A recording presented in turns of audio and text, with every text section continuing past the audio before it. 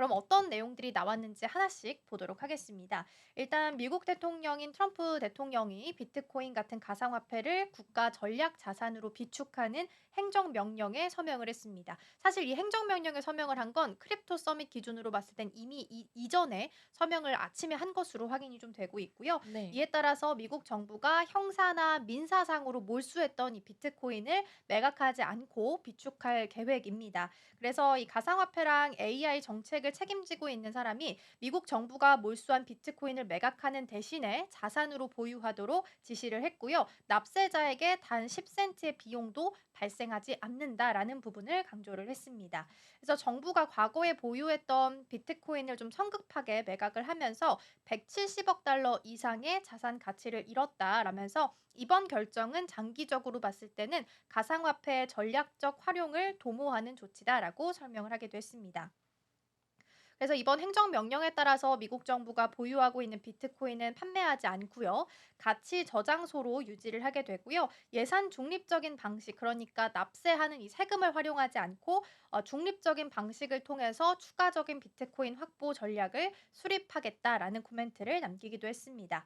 트럼프 대통령이 이미 이전에 이야기했던 코인들을 보면 비트, 이더, 리플, 솔라나, 카르다노 이렇게 이야기를 했었는데 사실 여기 중에서 정확하게 언급된 코인들은 이날은 없었습니다. 그래서 추가적으로 가상화폐를 구매할 계획이 일단 팔 계획은 없다라는 코멘트 남기게 됐고요. 트럼프 대통령은 지난 2일에 미국을 세계 가상화폐 수도로 만들겠다라고 선언을 하면서 이 산업을 적극적으로 육성하겠다는 뜻을 계속해서 밝혀온 바가 있습니다. 그래서 이전에 이제 가상화폐에 부정적인 입장을 취했던 것과 지금은 굉장히 대조적인 분위기를 느낄 수 있었고요.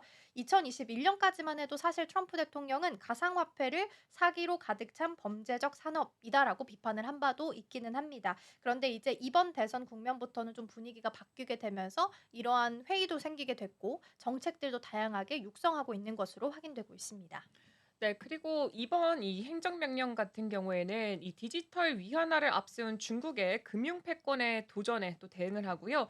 미국 정부의 막대한 부채 상환을 위한 전략적 조치로도 함께 해석이 되고 있습니다. 일부 전문가들은 가상화폐를 금이나 원유처럼 전략 자산으로 간주하려는 움직임이 이 장기적으로 봤을 때는 미국의 금융 시스템 변화와 연결될 가능성이 있다라고 분석을 하기도 했습니다. 그리고 트럼프 행정부 같은 경우에는 가상화폐 규제와 활용 방안을 논의하기 위해서 이 주요 가상화폐 기업 CEO들이 참석하는 크립토 서밋을 함께 개최할 예정입니다. 이 자리에서 차기 행정부의 가상화폐 정책 구상이 보다 더 구체화될 것으로 전망되고 있고요. 특히나 트럼프 행정부는 미국 달러의 국제적 영향력을 유지하기 위해서 이 스테이블 코인 발행을 지지하는 기조를 현재 보여주고 있습니다.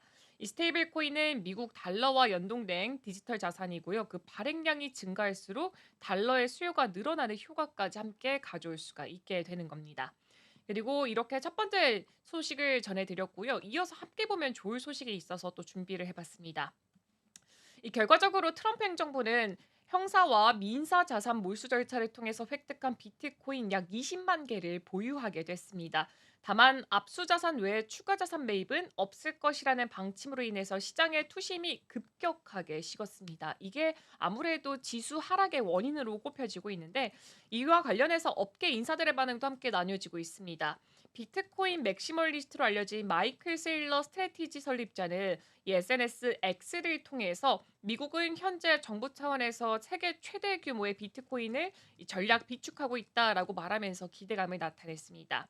비트와이즈 CIO 이 매토건도 X를 통해서 시장이 단기적으로 어떻게 반응할지는 모르겠지만 장기적으로는 매우 긍정적이라고 확신한다라고 평가를 내리기도 했습니다. 다만 비트코인 정책 연구소 임원이죠. 매튜 파인즈는 미국 정부의 비트코인 전략 비축은 다른 국가들의 비트코인 보유 관련 포모, 한마디로 시장에서 혼자만 뒤처지는 것과 같은 공포감을 유발할 수 있다라고 말하기도 했습니다. 솔라나의 공동 설립자는 트럼프 대통령의 이번 행정명령이 이 정부의 가상자산 규제 구제 조치라기보다는 4년간 업계를 괴롭혀왔던 규제 불확실성을 해소하기 위한 움직임에 가깝다라고 말을 하기도 했고, 또 스테이블 코인은 법안, 은행의 가상자산 입출금 허용, 가상자산 발행과 디파이에 관한 미 SEC와 그리고 CFTC 상품선물거래위원회에 명확한 규정이 필요한 시점이다라면서 지금 서로 상반된 의견을 보인 바가 있습니다. 네, 그래서 일각에서는 트럼프 대통령과 이 데이비드 삭스가 참여하고 있는 이 가상자산 서밋이 분수령이 될 거다라고 좀 분석하는 시각들이 있었는데 사실상 이제 예상했던 범위에서 더 나온 게 없다 보니까 실망하는 분위기가 조금 더 컸고요.